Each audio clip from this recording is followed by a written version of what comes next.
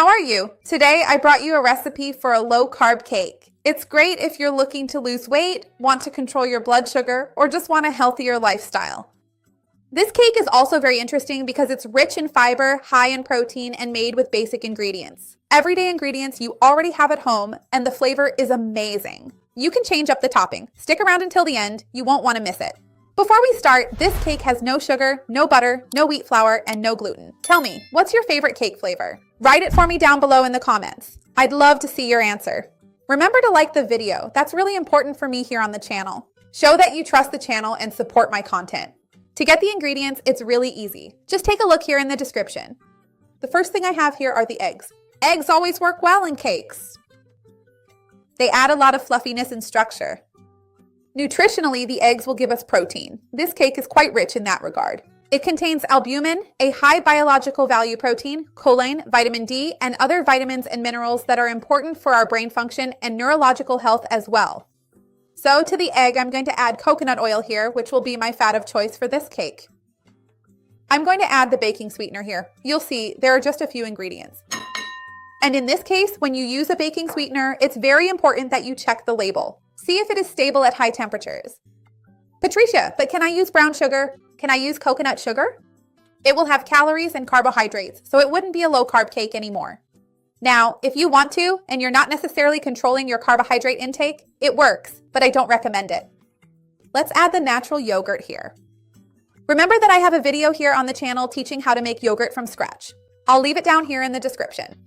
The yogurt for us here will provide calcium and protein, so it also really enriches this little cake, besides the yogurt flavor, which tastes really good in the cake. I don't know if you've ever had cake with yogurt like this. It's a classic that works really well. If you're going to buy yogurt now to make the cake, check the label. Ideally, the yogurt should have as few ingredients as possible, basically just live cultures and milk or reconstituted milk, to be a good quality yogurt. I'm going to add a little seasoning here. I'll put in a bit of cinnamon to give it a more special flavor. Also remembering that cinnamon helps with insulin sensitivity, help with carbohydrate metabolism in a complementary way. So it's an excellent addition. If you don't like cinnamon and want to add, for example, vanilla, you can. Orange zest, lemon zest. Tell me, what would you add to give this little cake some extra flavor? I'm going to add the baking powder here so it turns out fluffy, and I like to add it as the second to last ingredient so you don't get those little lumps that are hard to dissolve. And to give our cake the right consistency, I'm going to use ground peanuts here. So if you want to substitute it with almond flour, that works too. Now, if you want to use another type of flour, like oat flour or blended oat bran, that works too, but it will increase the amount of carbohydrates, so it won't be low carb anymore.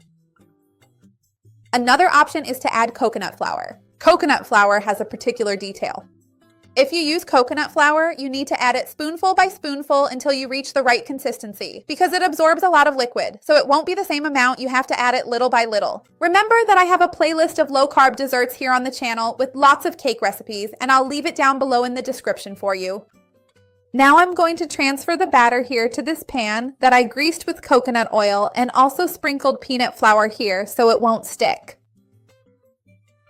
I'm going to bake it in the oven at 360 degrees Fahrenheit. In a few minutes, I'll come back to let you know how long it took, show you a piece, and we can think about a topping really low in carbs. I'll be right back.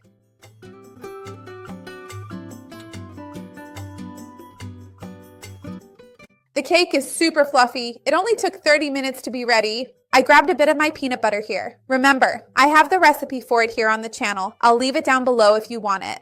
My peanut butter already has sweetener in it, so I didn't need to add any here. Tell me, would you add more sweetener to the peanut butter or not? I'd love to see your comment.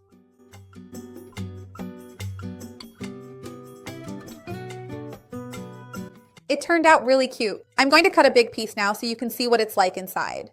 Make it at home. You're going to love it for sure. I'm dying to try it. Now on the plate, you can see it even better. The little pieces of peanut look so cute. Make it at home. You're definitely going to love it. Tell me if you're going to add a topping or not. I'd love to see your comment. Remember to like the video, that helps me a lot. And share it with anyone who will like it and anyone who needs it. Let's work together to grow this chain of kindness. That's what I want here on the channel. Let's try it.